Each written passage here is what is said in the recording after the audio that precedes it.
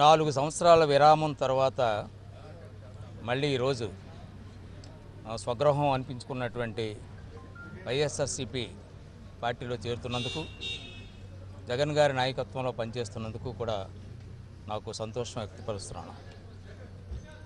ఈవేళ జగన్ గారు ఈ రాష్ట్రానికి ముఖ్యమంత్రి కావడం చారిత్రాత్మక అవసరం.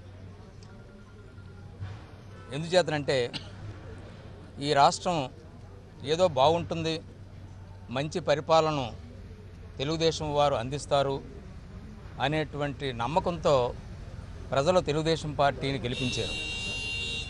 కానీ ఆ ఆశలన్నీ కూడా వమ్మైపోయాయి. ప్రభుత్వం పూర్తిగా విఫలమైంది. అవినీతి విలయతాండవం చేస్తుంది. ఎవరూ కూడా సామాన్య ప్రజలు డబ్బు చెల్లించకుండా పనులు చేయించుకునేటువంటి పరిస్థితులు లేవు. చంద్రబాబు గారు పరిపాలనను గాలికి వదిలేశారు. కేవలం రాజకీయమే పరమావధిగా, అధికారమే పరమావధిగా పరిపాలించారు తప్ప ప్రజల బాగోగులు, సాధారణ ప్రజల తాలూకు మంచి చెడుల గురించి ఆలోచన చేయడం విస్మరించారు. ఆఖరి రోజుల్లో 2 నెలల్లో ఎన్నికలు ఉంటాయనగా ప్రజలు జ్ఞాపకం వచ్చి పప్పు బెల్లాలు పంచుతున్నారు. పప్పు బెల్లాలు పంచితే మనకు ఓట్లు పడిపోతాయి అనేటువంటి విశ్వాసంతో, ప్రజలు తెలివి తక్కువారనేటువంటి భావంతో ఈవేళ గతమంతా మర్చిపోతారు, మళ్ళీ నా వెనక వస్తారు అనేటువంటి విశ్వాసంతో ఆయన ఈ పప్పు బెల్లాలని ఇవ్వడం అనేటువంటి జరుగుతోంది. ఇలాంటివి ప్రజలు చాలా చూశారు. విజయభాస్కర్ రెడ్డి గారి టైం నుంచి ప్రజలు ఇటువంటివి చూస్తూనే ఉన్నారు. ఎన్టీ రామారావు గారు తెలుగుదేశం పార్టీ పెడుతున్నప్పుడు నేను ₹2 కిలో బియ్యం పెడతానని చెప్పినప్పుడు, ఇస్తాను అన్నప్పుడు విజయభాస్కర్ రెడ్డి గారు ముఖ్యమంత్రిగా ఉండి నేను ₹90 ఇస్తానని చెప్పి ఆయన ఇంటర్వ్యూ చేశారు. కానీ ప్రజలు అటువంటి జిమ్మిక్స్ ఎవరు కూడా నమ్మలేదు.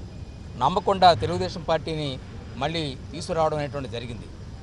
ఈవేళ తెలుగుదేశం తాలూకు ఉనికిపోయింది. తెలుగుదేశం అంటే ఏ కాంగ్రెస్ పార్టీ ఈ రాష్ట్రం నుండి, ఈ దేశం నుండి వెళ్ళగొట్టబడాలో అటువంటి కాంగ్రెస్ పార్టీని డీథ్రోన్ చేయడం కోసం ఎన్టీ రామారావు గారు తెలుగుదేశం పార్టీని పెట్టడం జరిగింది. దానికి ఆయన కృషి చేసి రాష్ట్రంలోనూ నేషనల్ ఫ్రంట్ చైర్మన్గా కేంద్రంలోనూ కూడా కాంగ్రెస్ ప్రభుత్వాన్ని దించడం జరిగింది.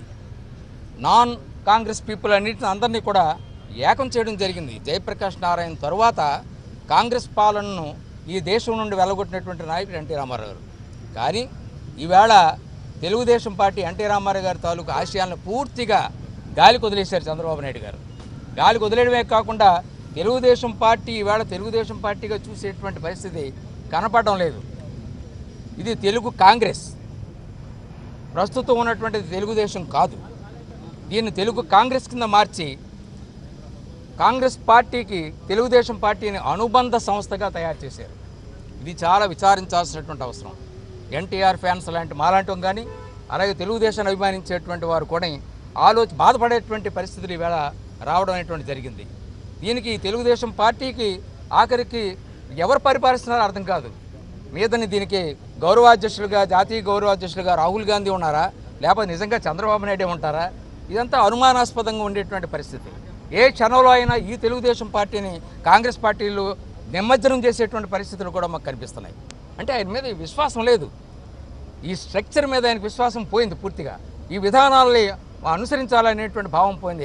కేవలం పవర్ మాంగర్, పవర్ కావాలి. ఏది ఏమైనా ఎవరిని ఎవరితో కలుపుకున్నా విధానాలు అక్కర్లేదు, ఎన్టీఆర్ అక్కర్లేదు, తెలుగుదేశం పార్టీ తాలూకు ఆశయాలు అక్కర్లేదు, అన్నిటిని గాలిలో కలిపే నాకు మళ్ళీ ముఖ్యమంత్రి పదవి రావాలి అన్నటువంటిదే ఉంది.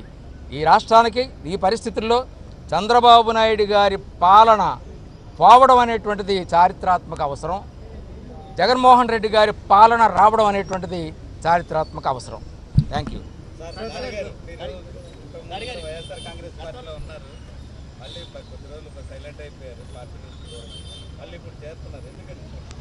కొన్ని స్థానిక పరిస్థితుల వల్ల, ఇప్పుడే చెప్పాను, ఓపెనింగ్ అలా చెప్పాను, కొన్ని స్థానిక పరిస్థితుల వల్ల వీరికి దూరం కావాల్సి వచ్చింది. ఇప్పుడు ఆ స్థానిక పరిస్థితులు కూడా క్లియర్ అయ్యాయి. కాబట్టి ఇవాళ మళ్ళీ వారి చేతికి వారిది నాయకత్వాన్ని అంగీకరించి ఇక్కడ రావడం మేము ఇప్పుడు పార్టీలో చేరాం కాబట్టి మమ్మల్ని ఏ రకంగా పార్టీ ఉపయోగించుకుంటారన్నటువంటిది జగన్మోహన్ రెడ్డి గారి తాలూకు నిర్ణయం. సార్ మీరు గతంలో కూడా ఎలక్షన్ ముందే జగన్ గారి మీద నమ్మకంతో వచ్చారు, ఎలక్షన్ తర్వాత దూరం అయ్యారు. మళ్ళీ ఎలక్షన్ వస్తున్నాయి కాబట్టి జగన్ గారి మీద నమ్మకం లేదంటే ఈ 4 సంవత్సరాలుగా ప్రతిపక్ష నాయకుడిగా చేసిన పోరాటాల మీద నమ్మకం వచ్చింది? డెఫినెట్గా ఎందుకంటే జగన్మోహన్ రెడ్డి గారు అసలు ప్రపంచంలోనే ఇంత సుదీర్ఘమైనటువంటి పాదయాత్ర చేసినటువంటి నాయకులు లేరు. చాలామంది పాదయాత్ర చేశారు, లేకపోలేదు, పెద్దలు చేశారు. వినోబా భావ దగ్గర నుంచి పాదయాత్ర చేసినటువంటి వారు ఉన్నారు. కానీ ఇంత సుదీర్ఘమైనటువంటి పాదయాత్ర చేసినటువంటి వారు ఎవరు లేరు. ఒక రాజకీయ నాయకుడిగా ఈనాటి కాలంలో మరి జగన్మోహన్ రెడ్డి గారు పాదయాత్రలు చేయడం వల్ల ప్రజల సమస్యల్ని ఎక్కడికెక్కడ అడుగడుగునా ఆయన చూడడం అనేటువంటి జరిగింది, ఎక్స్పీరియన్స్ చేయడం అనేటువంటిది జరిగింది. ఆ ఎక్స్పీరియన్స్తో ఇవాళ ఆయన తాలూకు స్పీచెస్ అవనవండి, ఆయన తాలూకు విధానం అవనవండి, ఆయన ప్రవర్తన అవనవండి, ఆయన రాజకీయ విధానాలు అవనవండి, ఇవన్నీ కూడా చాలా ప్రజారంజకంగా కనిపించేటువంటి పరిస్థితులు ఇవాళ కనిపిస్తున్నాయి. ఒక మెచ్యూర్డ్ పొలిటీషియన్ ఇవాళ కనబడుతున్నారు. తప్పనిసరిగా జగన్మోహన్ రెడ్డి గారి తాలూకు నాయకత్వంలో ఈ రాష్ట్రం బాగుపడుతుందని మేము విశ్వసిస్తున్నాను.